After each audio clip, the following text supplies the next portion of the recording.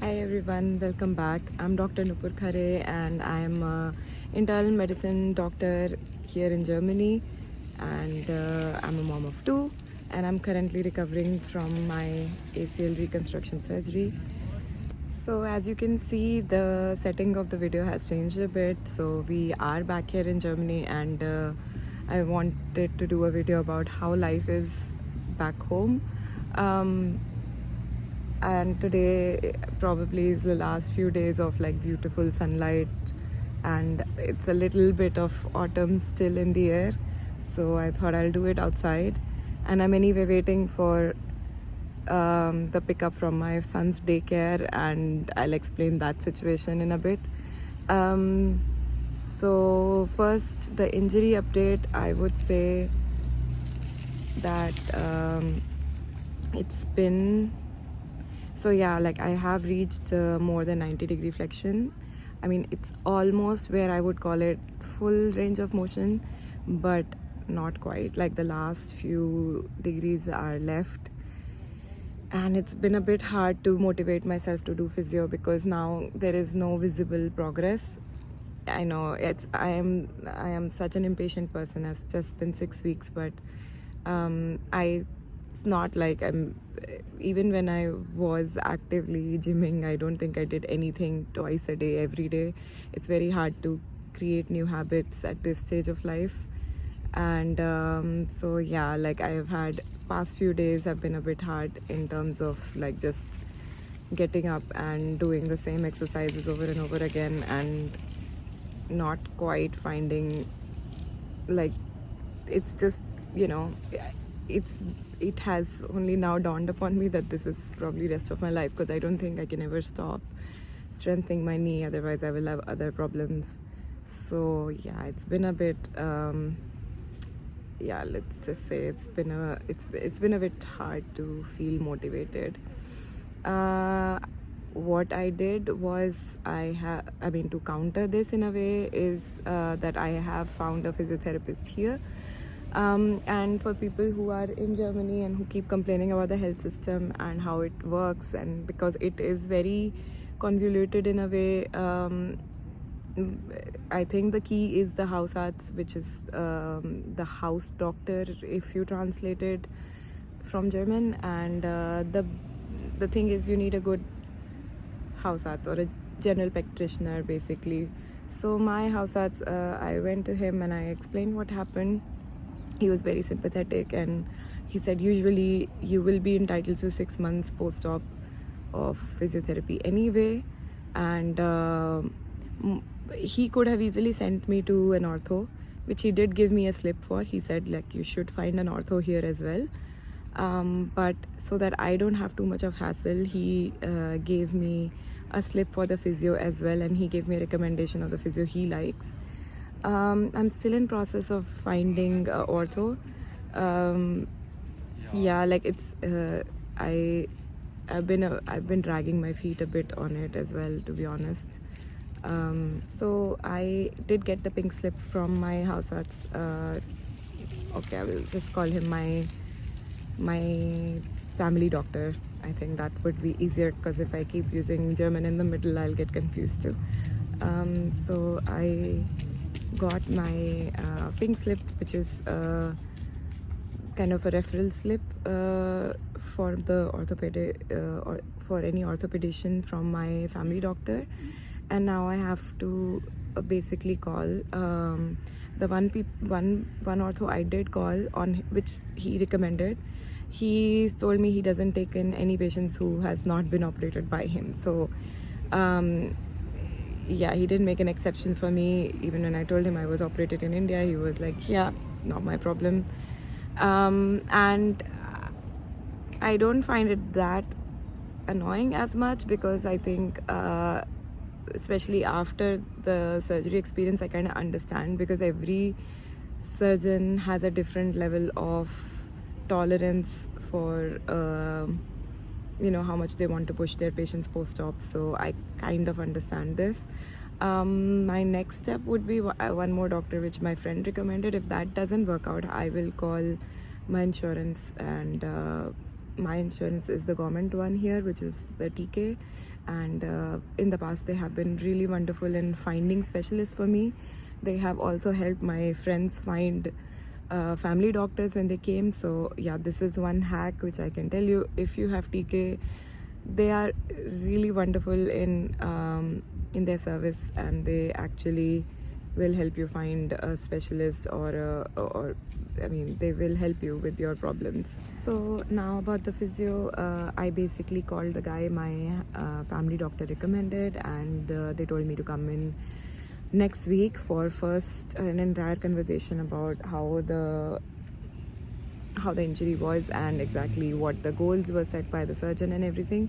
So that is next week, and I'm kind of hoping that when I will be going 3 times a week to a physiotherapy clinic, it will keep me on my toes, and it will keep this gloomy thought of what's the point kind of thing away from me. So yeah, that's about the injury update as far as I as of now, like first one. So now about the feelings, I think I was very relieved that I will be coming home.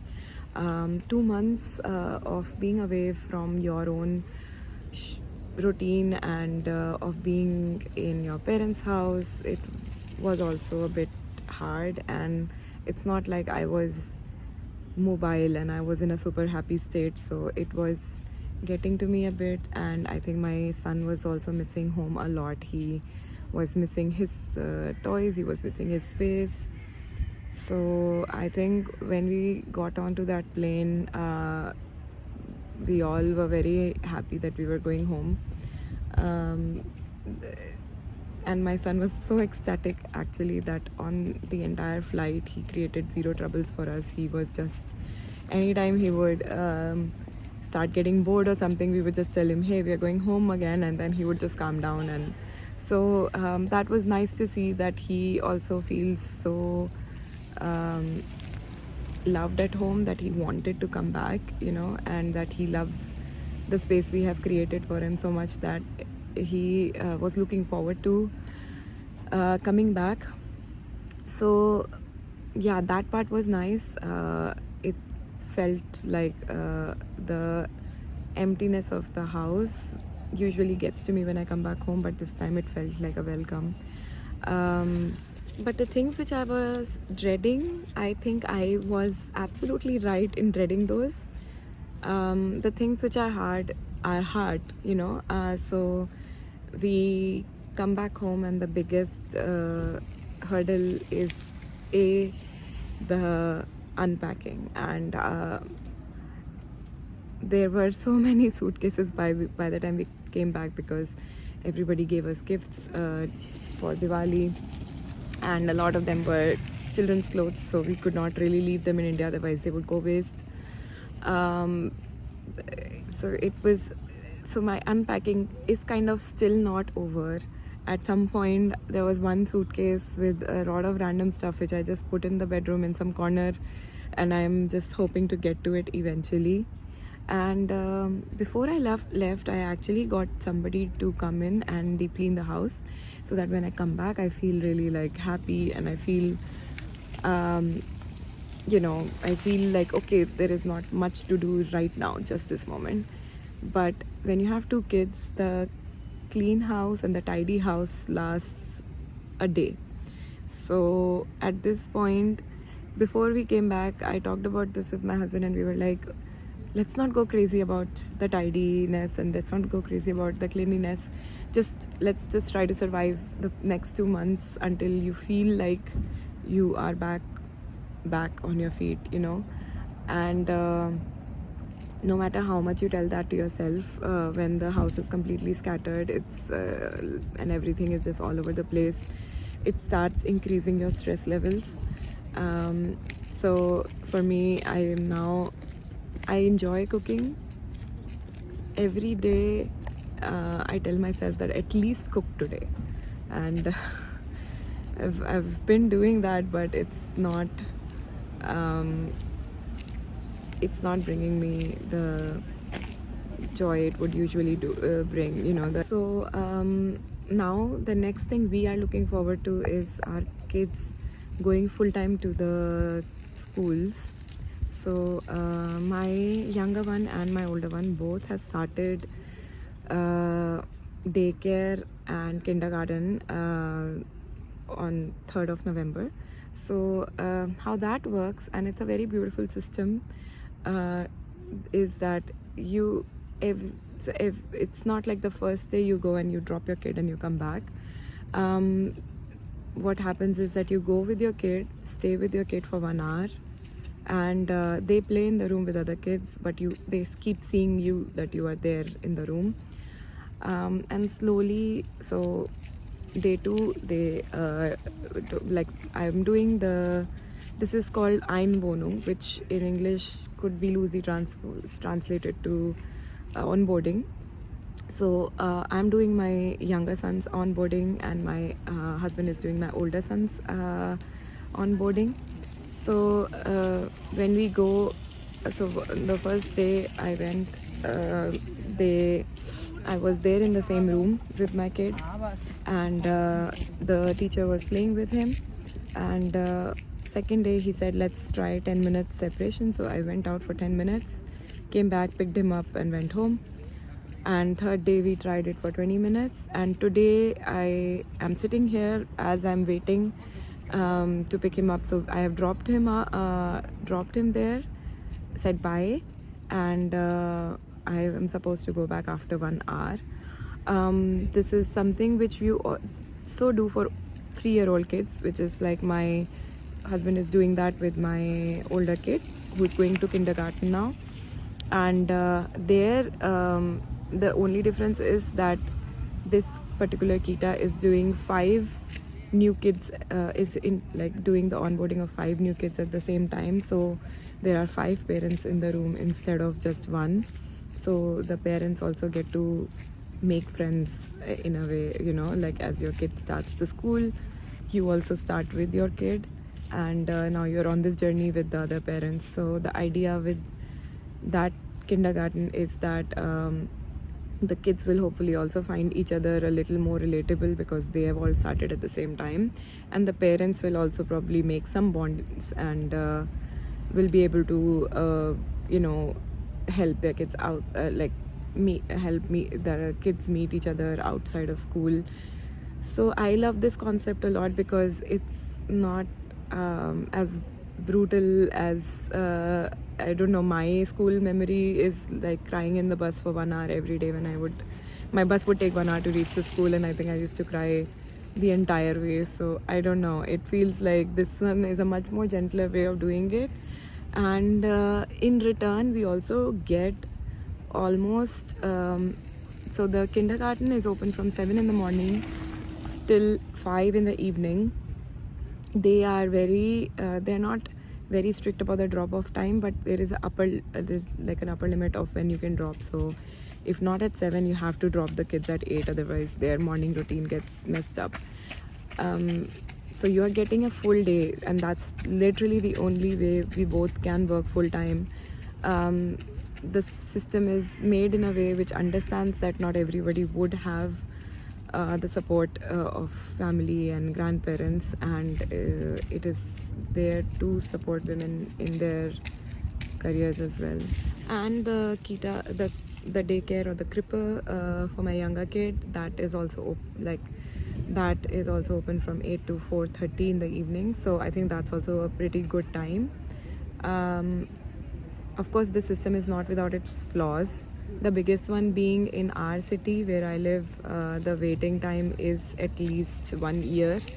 And for kindergarten, there are people with good birthdays and bad birthdays, which basically means that since the school session starts in September, the kindergarten places get available only in September. So if you have a kid who is born in December, and if your daycare does not allow kids beyond 3 years to stay, so you kind of have a huge, like basically half a year gap to fill.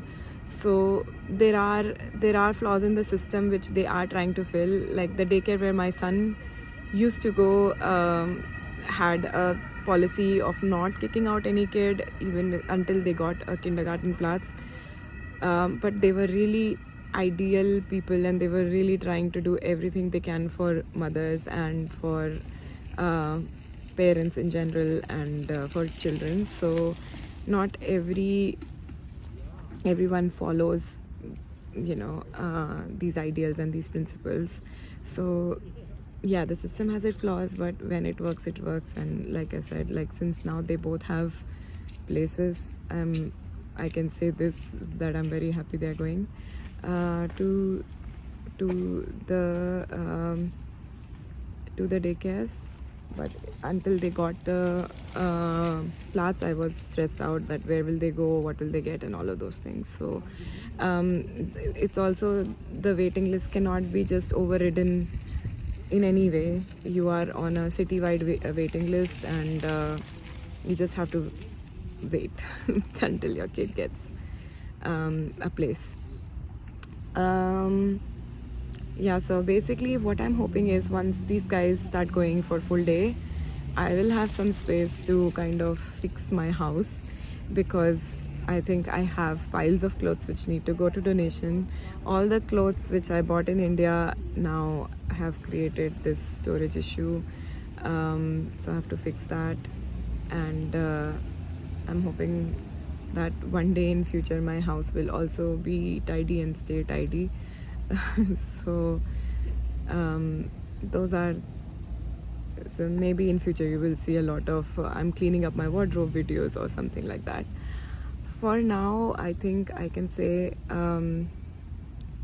it has been mood wise a little wonky since I came back. I've been really grateful to have friends. I had a friend who waited for so long just to pick us up. Like, she really waited in the airport for hours and hours until we all could come out. And so on that too, on a weekday.